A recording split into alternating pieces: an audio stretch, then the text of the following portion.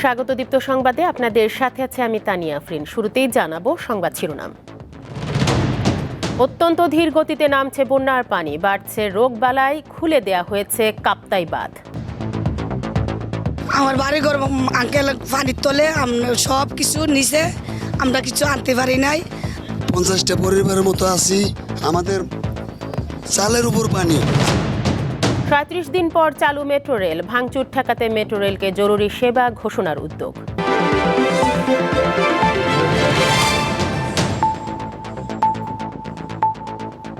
শুরুতেই বন্যা প্রসঙ্গ।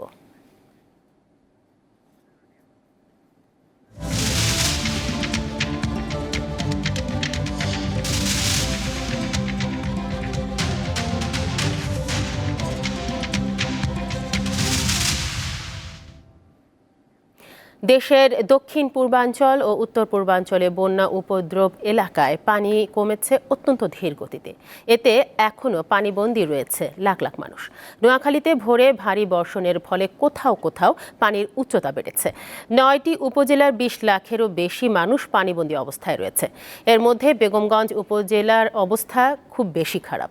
খাগড়াছড়িতে অন্তত 40,000 পরিবার বন্যায় কম বেশি ক্ষতিগ্রস্ত হয়েছেন। কুমিল্লায় শনিবার রাত পর্যন্ত 14টি উপজেলা প্লাবিত হওয়ার খবর দিয়েছে জেলা ত্রাণ ও পুনর্বাসন কর্মকর্তার কার্যালয়।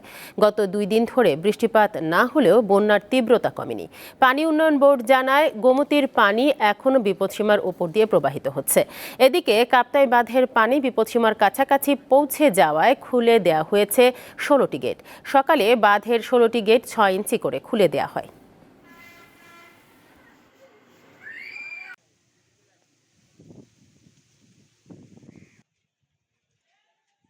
আমার বাড়িঘর আঙ্কেল পানির তলে সব কিছু নিচে, আমরা কিছু আনতে পারি নাই। আমরা যে 4-5 দিন ধরে আমরা উপরে আছি। আমাদের এখানে 50টা পরিবারের মতো আছি, আমাদের চালের উপর পানি। আমরা কোনো দিয়ে কোনো জিনিস বাই করতে পারি নাই, কোনো কিছু বাই করতে পারি নাই। ছেলে মেয়ে নিয়ে খালি রাস্তায় উঠছি। ওর পাতলা পায়খানা হয়েছে, পুরো পানি পানি হয়ে গেছে। এরপরে মানে পুরো চোখ মুখ ফাটে গেছে, হাসপাতালে নিয়ে ভর্তি করে। বন্যা পানি উঠে যাওয়ার কারণে বাচ্চা অসুস্থ হয়ে গেছে ডায়রিয়াতে। ভারতে বয়ে চলা অসংখ্য নদীর ওপর 5,000-এর বেশি বাঁধ নির্মাণ করেছে দেশটির সরকার। বাঁধের সংখ্যার দিক থেকে চীন ও যুক্তরাষ্ট্রের পরেই আছে ভারত। এছাড়াও ভারত ও বাংলাদেশের মধ্যে আন্তঃসীমান্ত 54টি নদী রয়েছে। এসব নদীতে কিছু বাঁধ দিয়ে বাংলাদেশকে কখনো খরায়, আবার কখনো বন্যায় ভাসানোর অভিযোগ আছে। টানা বৃষ্টি আর উজান থেকে নেমে আসা ঢলে ভাসছে দেশের কয়েকটি জেলা। পানিবন্দী হয়ে মানবেতর জীবন পার করছেন লাখো মানুষ। আচমকা এই বন্যার কারণ হিসেবে সামাজিক মাধ্যমে ভারতের ত্রিপুরা রাজ্যের গোমতী নদীর মুখে ডুম্বুর বাঁধের স্লুইস গেট খুলে দেয়াকেই দায়ী করেছেন কেউ কেউ।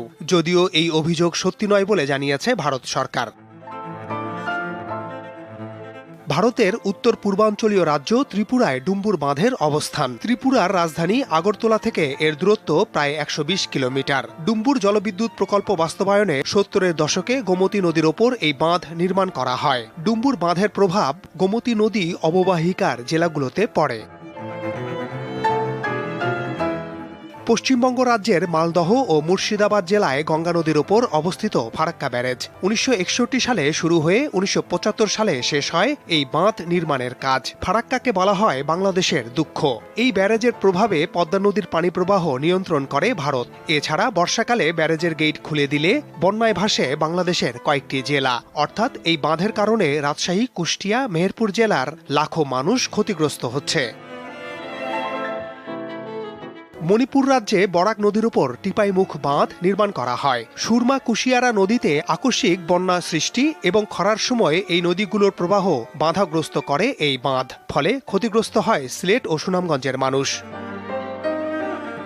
তিস্তা নদীর উৎপত্তিস্থল সিকিমের পার্বত্য অঞ্চল। এই নদীর উপর 10টির বেশি বাঁধ নির্মাণ করেছে ভারত সরকার। তার মধ্যে অন্যতম একটি গজলডোবা বাঁধ।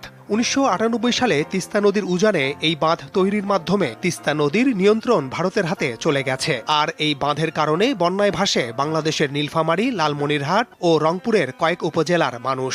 আবার একতরফা পানি সরিয়ে নেয়ার কারণে গ্রীষ্ম মৌসুমেও তীব্র খরায় পড়ে তারা। এসব ছাড়াও আসামে ব্রহ্মপুত্র নদে ধুবড়ি বাঁধ, পশ্চিমবঙ্গে মহানন্দা নদীতে পোখরা বাঁধ, উকাই বাঁধ, কংসাবতী নদীর বাঁধ এবং গুজরাটের বর্দা নদীর বাঁধের কারণে বাংলাদেশের অনেক জেলা ক্ষতিগ্রস্ত হচ্ছে। মাহমুদ শাওন, দীপ্ত সংবাদ, ঢাকা। বন্যার কবলে পড়েছে ব্রাহ্মণবাড়িয়া জেলা, সেখানেও অনেক মানুষ পানিবন্দী হয়ে আছে। বিস্তারিত জানাতে যোগ দিচ্ছেন সহকর্মী রিফাত নাবিল। নাবিল, জেলায় ত্রাণ কার্যক্রম কিভাবে চলছে? বন্যার পানি কি কিছুটা কমেছে কিনা?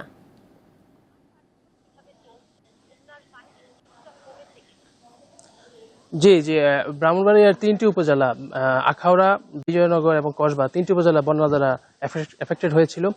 এর মধ্যে বিজয়নগরের পানি পুরোপুরি নেমে গেছে, আখাউড়ার পানিও প্রায় নেমে গেছে, প্রায় সকল এলাকা থেকে পানি নেমে গেছে। কসবার কিছু কিছু এলাকা কিছুটা পানিবন্দী অবস্থায় আছে। এছাড়া কসবার সড়কের এবং ব্রিজের কিছু কিছু জায়গায় ভেঙে যাওয়ার কারণে তাদের যোগাযোগের সমস্যা হচ্ছে। এছাড়া স্বাভাবিকভাবে বন্যার পানি অনেকাংশই কমে গেছে জেলার, এবং প্রতিনিয়তই বেশ ভালো পরিমাণে কমে যাচ্ছে। এছাড়া সরকার, আমি কসবা উপজেলা নির্বাহী কর্মকর্তা এবং আখাউড়া উপজেলা নির্বাহী কর্মকর্তাদের সাথে কথা বলেছিলাম। তারা বলেছে যে বাড়িঘর থেকে পানি নেমে যাওয়ার কারণে আশ্রয়কেন্দ্রগুলো থেকেও মানুষ বাড়িঘরে ফিরে যাচ্ছে, এবং মানুষের বন্যার কারণে যাতে কোনো ধরনের রোগবালাইয়ের প্রাদুর্ভাব না ঘটে সেজন্য মেডিকেল টিমগুলো কাজ করছে। এদিকে আমি এখন আছি আখাউড়া কাস্টমস হাউসের সামনে। আখাউড়া স্থল বন্দরের যে আসার যে রাস্তাটা, এই রাস্তা এবং এর ব্রিজগুলো বন্যার মধ্যে ক্ষতিগ্রস্ত হয়, যে কারণে মানুষ আসা যাওয়া করতে পারছে না। তাছাড়া আখাউড়া যেই চেকপোস্ট আছে, চেকপোস্টের নেটওয়ার্কের পোর্টগুলো বন্যায় ক্ষতিগ্রস্ত হয়েছে। এগুলো সংস্কার করার জন্য ঢাকা থেকে প্রকৌশলী টিম আসার কথা, তারা ইতিমধ্যে রওনা হয়ে যাওয়ার কথা। তো আজকে রাতের মধ্যে তারা চেষ্টা করবে। আশা করা যাচ্ছে যে যদি আজকে রাতে ঠিক করতে পারে তাহলে হয়তো কালকে সকাল থেকে যাত্রী পারাপার শুরু হবে। তবে যেহেতু স্থলবন্দরের রাস্তা ভাঙার, স্থলবন্দরের আমদানি রপ্তানি কাজগুলো বন্ধ, সেই কারণে এই কাস্টমসের এরাও আসলে তেমন কোনো অফিসের দাপ্তরিক কার্যক্রম শুরু করতে পারেনি। তবে কর্মকর্তারা সবাই অফিসে আসছেন, অফিস পুনরায় চালু করার চেষ্টা করছেন। ব্রাহ্মণবাড়িয়া থেকে এই ছিল এখনকার মতো আমার কাছে সর্বশেষ। ব্রাহ্মণবাড়িয়া থেকে বন্যা পরিস্থিতির খবর জানাচ্ছিলেন রিফাত নাবিল। 37 দিন বন্ধ থাকার পর আজ থেকে আবারও চালু হয়েছে মেট্রো রেল। সকাল 7:10 উত্তর মেট্রো রেল স্টেশন থেকে প্রথম ট্রেনটি মতিঝিলের উদ্দেশ্যে ছেড়ে যায়। তবে মিরপুর 10 ও কাজীপাড়া স্টেশনে আপাতত মেট্রো রেল থামবে না এবং যাত্রী সেবা কার্যক্রম বন্ধ থাকবে। বৈষম্য বিরোধী ছাত্র আন্দোলনকে ঘিরে সৃষ্ট সংঘাত সহিংসতার প্রেক্ষিতে মেট্রো রেলের চলাচল বন্ধ করে দেওয়া হয়। মেট্রো রেলে ছাত্ররা নয়, দুষ্কৃতিকারীরা হামলা চালিয়েছে বলে জানিয়েছেন সড়ক পরিবহন উপদেষ্টা ফাউজুল কবির খান।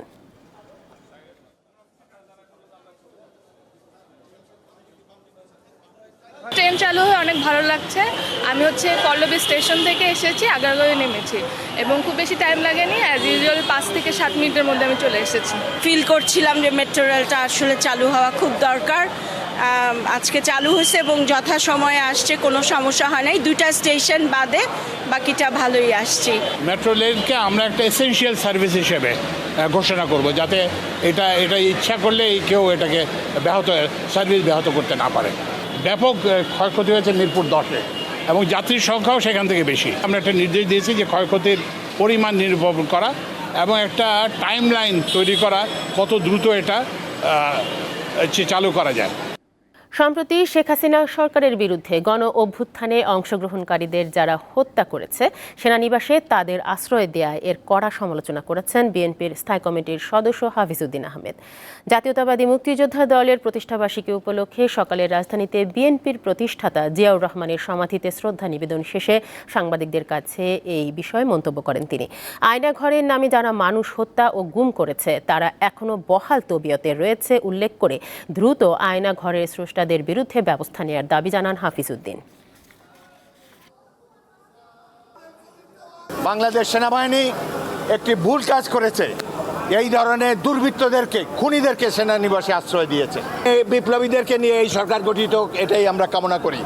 এবং অবিলম্বে যারা শেখ হাসিনাকে শক্তিশালী করেছে তারা, যদি কেউ উপদেষ্টা পরিষদে থেকে থাকে সরিয়ে দেন, প্রশাসনে যারা আছে সরিয়ে দেন। পাশের দেশে বসে শেখ হাসিনা অনেক ষড়যন্ত্র করবে, সুতরাং আপনারা সজাগ থাকবেন। চলমান ভয়াবহ বন্যায় দুর্গতদের পাশে দাঁড়িয়েছে দেশের অন্যতম বৃহৎ শিল্পগোষ্ঠী মেঘনা গ্রুপ। ফেনী, কুমিল্লা, নোয়াখালী ও লক্ষ্মীপুর সহ বিভিন্ন স্থানে এই ত্রাণ সামগ্রী বিতরণ করা হয়। ত্রাণের মধ্যে রয়েছে বিশুদ্ধ খাবার পানি, চাল, ডাল, তেল, লবণ, চিনি ও বিস্কুট সহ অন্যান্য শুকনো খাবার। প্রতিষ্ঠানের নিজস্ব হেলিকপ্টারে করে উদ্ধার কার্যক্রম ও ত্রাণ সামগ্রী পৌঁছে দেওয়া হচ্ছে।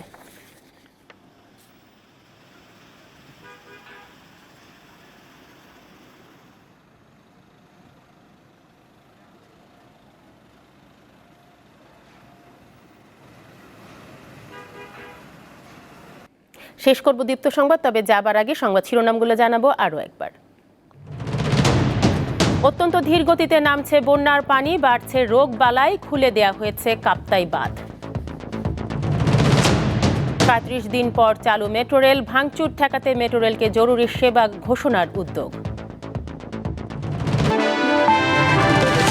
এ ছিল এখনকার মতো। পরবর্তী নিউজ আপডেট বিকেল ৪টায়। দর্শক, আরও তথ্য ও বিনোদনের খবর পেতে যুক্ত থাকুন দীপ্ত ডিজিটাল প্ল্যাটফর্মগুলোতে। ধন্যবাদ সবাইকে।